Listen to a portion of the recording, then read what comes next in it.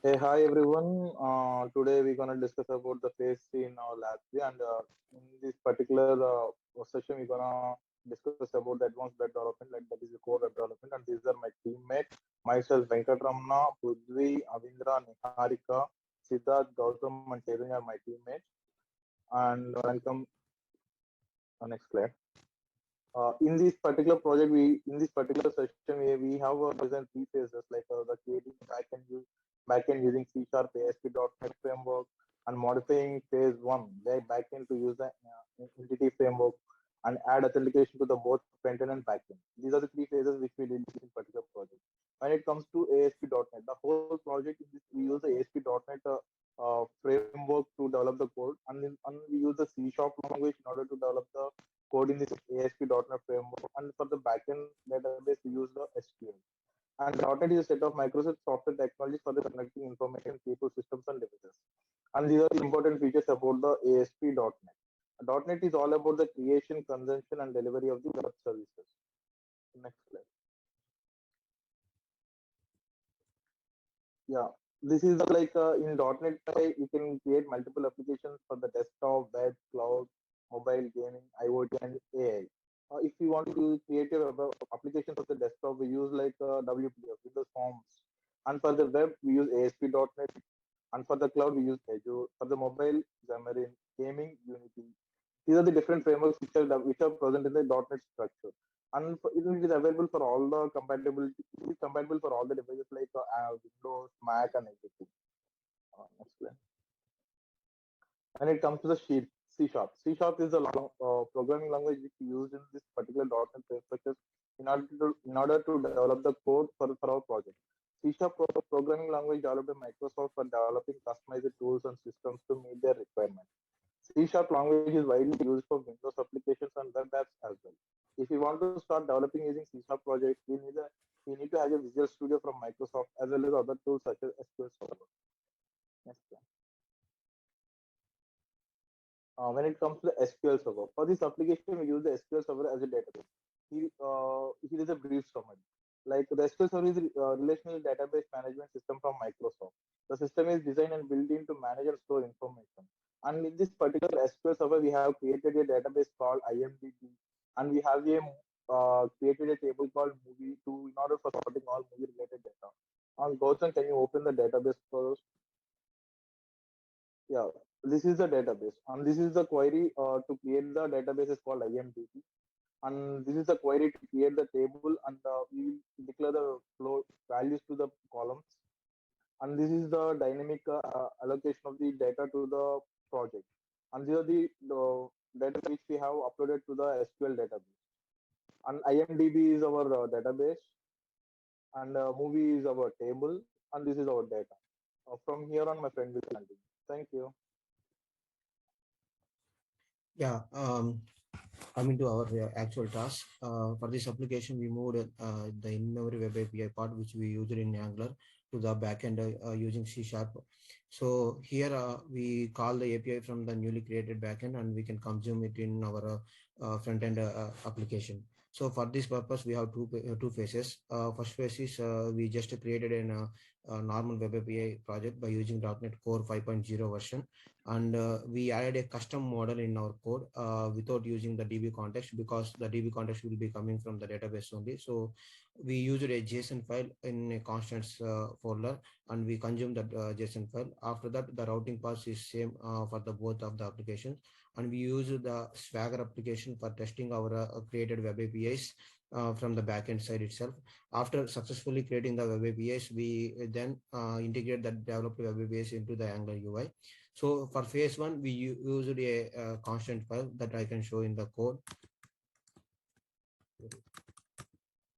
So here we have a constant files.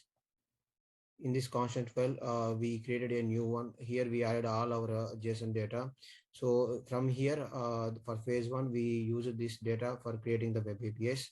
Whereas for phase two, we created a database, and we consume the data from the database, and we created the web API. So both of the things will be working fine, and we can demonstrate at the end of the presentation. Yeah. In this application, we had used the .NET Core Web application. These are the steps to create a .NET web application. First, we have to create a new project. While going to the new project, we will select the web application, and then we will give a name to the application that we have taken as AWD API Net application. By in the fourth side, we will give the uh, version that we have used for this application.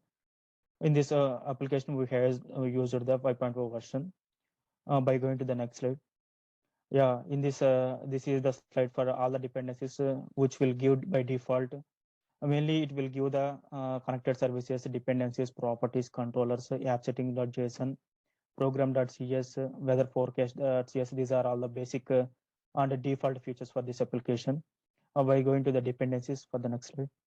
The dependencies is nothing but it is an object. Uh, it will it will take the objects from the inversion of control. That means we are giving the control to the for the application. We want to create some objects. So by using the inversion of control, it will automatically gives the objects that are required for the application. The primary way for adding the dependencies to a .NET library is by referring the NuGet packages in the application by going to the code.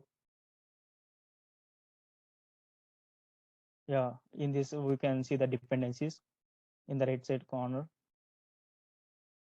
Dependencies. Yeah, these all are the dependencies for the frameworks, for the analyzers, for the we have different different dependencies. In the previous days, we have to use the jars. We have to download the jars and we have to add to the path by going after developing the frameworks for the .NET framework. We don't have to manually download the jars. It will automatically give all the dependencies for the application by going to the next slide.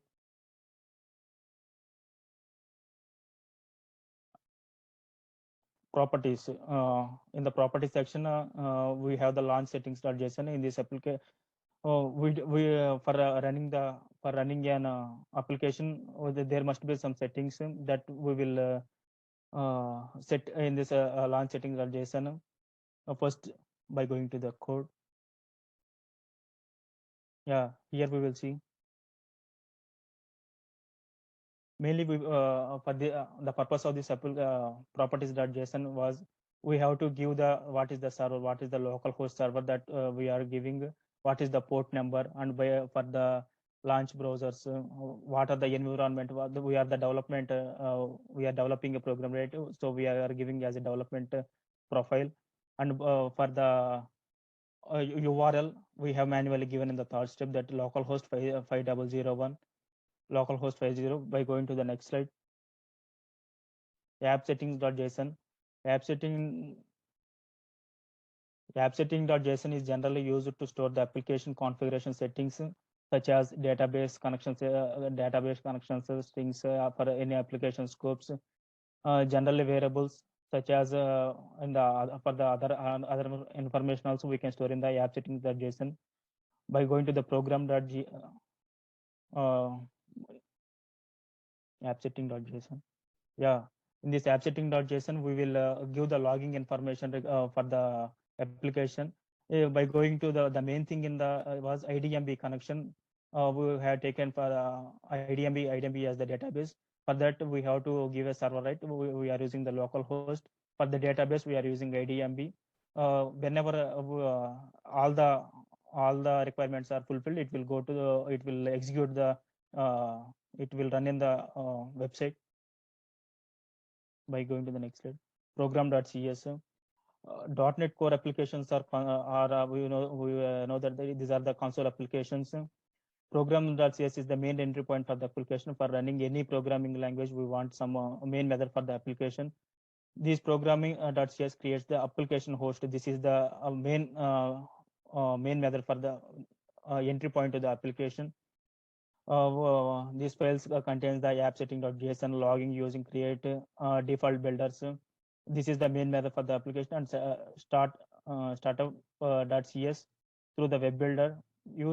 By using the startup further helps that downloading the dependencies. We can download the dependencies by using the startup method. by going to the next slide. Next slide. Startup.cs. Startup.cs file is the entry point for our application. In the previous slide, I had already told that it is the main point of the application. We will use the that program.cs extension over in the startup.cs. Mainly, we have 3 to 4 objects over here. First one, we will configure the application by using the startup configuration. For the configuration, we have to use the iConfigurations. For configuration services, we will use some service collections.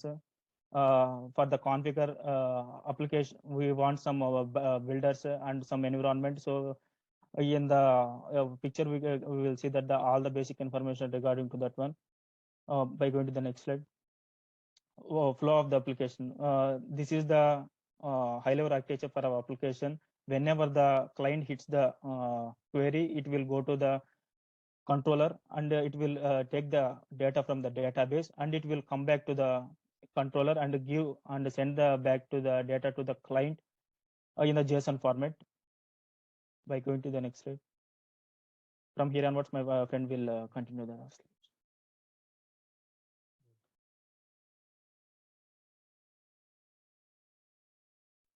Thank you, Avindra. So as my teammate said, the start of the application will be from the program.cs files. So here in the program.cs files, we have a main method which will start the application.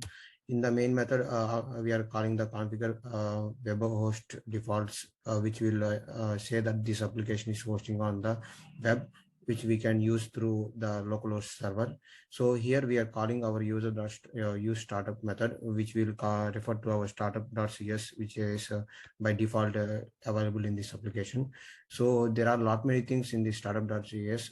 We are going to mainly we are going to enable the services here by using two methods. One is configure services, another one is configure. So in this configure services method, we are saying that services will be controllers will be enabled in this particular application, and this Swagger gen is particularly for authentication purpose, that is JWT authentication, that I will explain later. So these services also must be declared in this startup.cs. One more method will be like JW.yard authentication.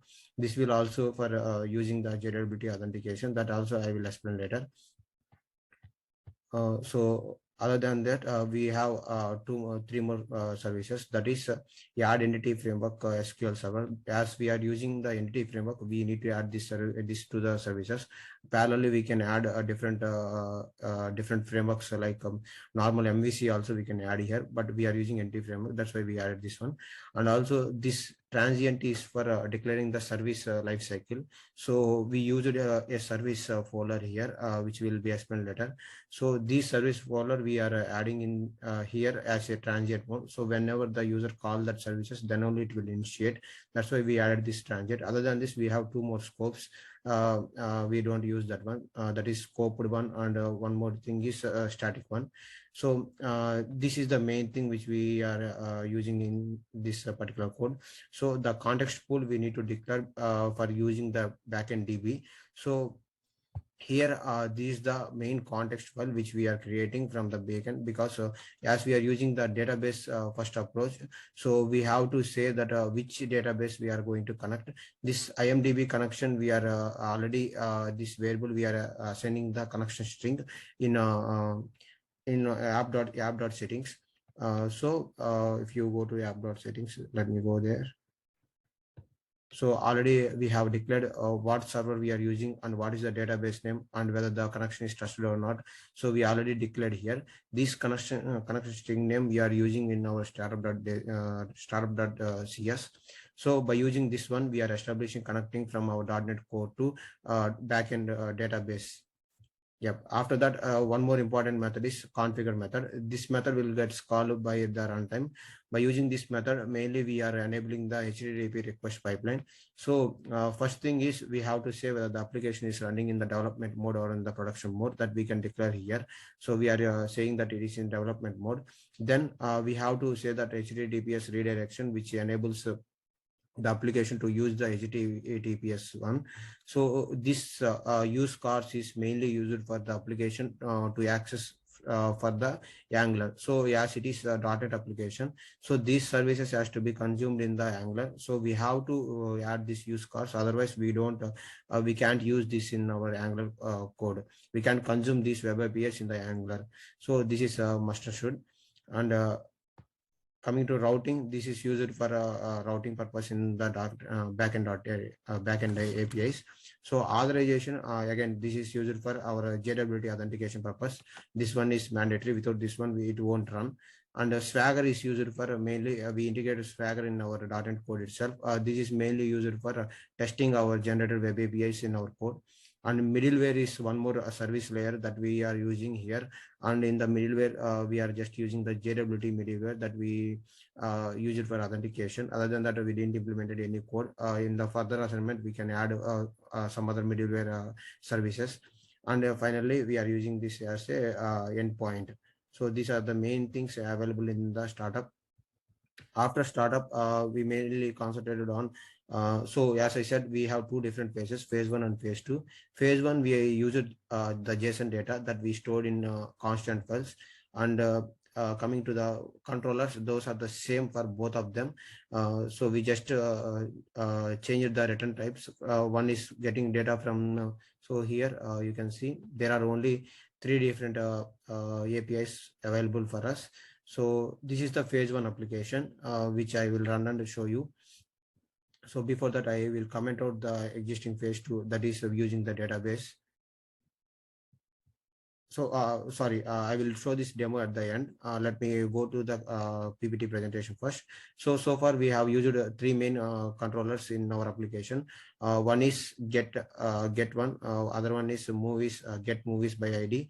The final one is get movies by year. So for these 3, we used our main controllers folder. Other than that, we have one more controller, that is authentication controller. In this authentication controller, we have mainly 2 different services. One is auth, and one more other one is get results. So this auth will test the JWT connection. If the connection is true, it will call the get result. It will show whether if the application has perfect valid connection, then it will show the success output. Otherwise, it will throw a error output. That's the 2 services available here in the controller part. Let me go back. So here is the list of the services we have in the controller. So this is the general flow of any controller. Usually we have in the MVC architecture or in Entity Framework also, we have a user, that is a client, will call the controller, and the controller will contact the database by using the model and get the by calling the request. Then we will get the response from the model, and that will be sent to our view or that client side. Then that will be displayed for us. This is the general architecture. So the middleware is the main thing that we use it only for JWT now. Usually this provides a pipeline that supports the pluggable services. This pipeline is configured with one or more component. So if the request is coming to the first controller, that will send that request to the middleware component. That middleware component do some BJX logics, and also if there is further logic to be implemented, that will call another middleware. Based on the complexity of the code, the number of middleware services we can implement by ourselves. So these middleware components usually pass the request to the next component via request delegates, and each component configure a lambda that binds a request delegate defined in the process and involving a next function. So this middleware is a software that assemble map into pipelines and choose whether to pass the request to the next component in the pipeline. It will actually validate that one, and it can perform work before and after the next component in the pipeline. So here in our mainly in this pipeline middleware, you can configure methods provided by the startup class. We can add services or MVC routings or custom services. For our application, we added a custom services that is JWT authentication services in the middleware folder that I already showed here. So in the middleware folder, we added a custom JWT middleware service. So this will invoke whenever we are calling our like whenever we call the authentication controller, it will automatically call here. So in this middleware controller, we have one more method that will pass the context and token here, that will validate that token. So it will call this method here. So usually what will happen means the username and password will be stored in the database, but we didn't implement the database with for the login page, because we don't implemented that generability in the Angular side. Only the web APIs we are implemented that one. So currently the username and password we gave like user and user, that is stored in our user service. If you go to the implementation, so here the username and password is hard coded. For the next assignment, we are going to create a new table in the backend database, and we are storing the username and password dynamically in the database. For this assignment, we gave the username and password as user and user. So that is completely about the middleware. And coming to the models, model is an extended version of the entity relationship model, which specifies a conceptual model of data using various modeling technique. So EDM supports a set of primitive data types that defines properties in conceptual model. So in this application, we have used the movies model.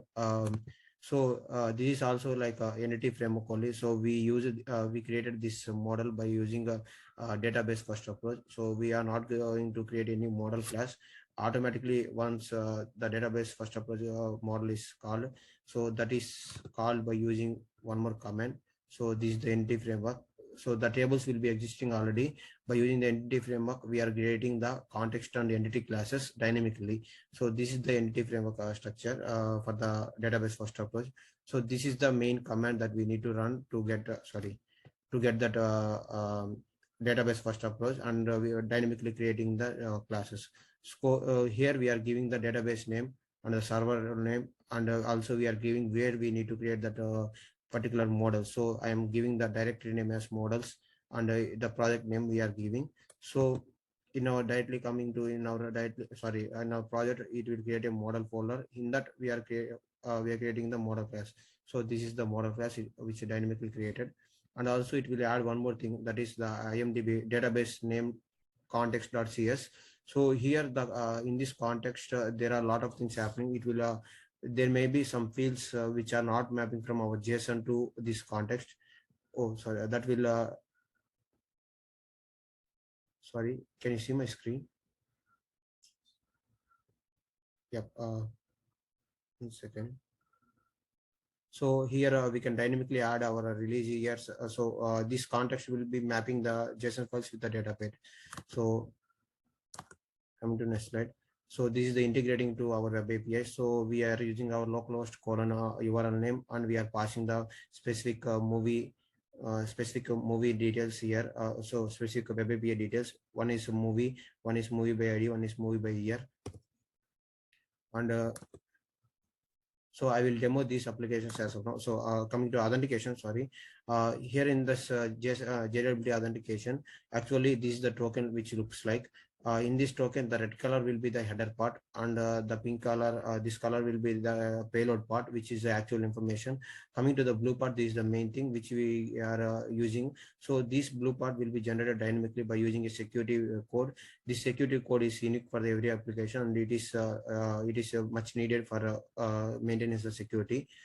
So here is the general flow of the authentication purpose. So first the client request will be calling, and if there is a authentication like a perfect DRB token, then it will call the if we need to provide the username and password here. If the credentials are valid, then it will return the success message, and we can access the client APIs.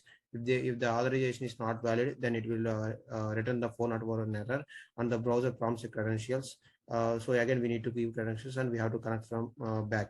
So this is the general flow. And for registration, this one, as I said, the JWT authentication has to register means we need to add some things in the we need to add some configuration in our startup.cs that I explained previously. So coming to code, so here in the startup part, we have to add this add security definitions. This main method is Swagger generation, add security definition, and add security requirement for generating this AWT token in our Swagger also. So let me run the application and show the demo. First, I am going to show the application for phase 2 with the DB context. So I am using the Swagger right now. In the Swagger, so I can click on this one. If I click on try it, so I just put a breakpoint to check whether it is triggering this list or not. So if I click on continue, my data is loading.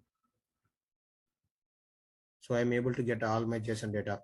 So my API is working. So I just want to add authentication now and need to check. So for enabling authentication, I need to add this one line here. So I'm just uncommenting this one. I'm saving it. Rebuilding. As I said, we didn't implement this in our front end part. As of now, this is for backend authentication only. So if I try to access my web APIs, so now it is throwing authentication error. So we can't access without authentication. So for getting authentication, we need to provide username and password and get the token. So the username and password will be user. So once I click on execute, it will generate a token for me if the credentials are valid. So my credentials are valid, so that's why I got one token. So I need to use this token to authorize this application. So I have to go there, go to authorize. So yes, it is a bearer token authentication. I need to give bearer first, and I have to provide the token. Click on authorize. So now I am successfully able to connect to this one. If I give a try now for my application, like for my get movies, then it has to bring all the data. So now you see it triggered this application. So if I click on continue, so I'm able to get all my data. So this is the like availability authorization that we implemented for the backend. So let me connect to my front end, and let me show whether I can able to bring the data or not. So this is my front end. Let me run this application first. So it compiled successfully. So I can access it in localhost 4200. Yeah, sorry for the connection issue. So here in my movie controller, previously I just uncommented this authorize. So that's why I didn't get data in my front end. So I just commented out it one. Now if I try to run my application, so I'm able to see all my movies information by default here. So if I try to filter out any previous filters, what we have the existing code before, I can see the list of the movies with the relevance on top of it. So if I click on any specific movie, it will navigate to that particular movie page, and it will show that information here. So other than this, I added one more filter, and I added one more API that gives the information regarding particular year movies. So if I select any particular year here and click on get movies, I can see only that particular year movies here. So this just for adding a new API, we add this functionality in the UI. For the upcoming project, we are going to add more components and more functionality into our front end also. Also go back here. So in the code itself, so as I said, we need to enable these comments for getting authorization for the APIs. And this auth controller here, we are passing. So here we are calling our generate generability token method, and also we created a inbuilt login model which we are using for passing username and password. Actually, once we created a login table in the backend, it will automatically generate a model in this model folder that we can show in next final project. So this authentication will create a new token for us, and it will return back to us here in the return token. And so before calling this one, here we are checking whether the username is valid or not. In this method, we hard coded our information. So as we don't have any username and password in the backend, we are just checking the user is equals in here in the service only. So that's the way we are getting authorized for this token.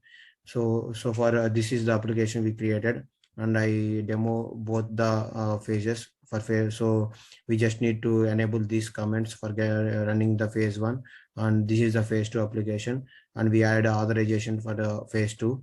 So if we just uncomment this one, it will ask us to authorize in our Swagger that we can see here. It will ask us to authorize here. So this is our whole project. Thank you, Professor. Thanks for the time. One second. Thank you, everyone. Thank you, everyone. Thank you.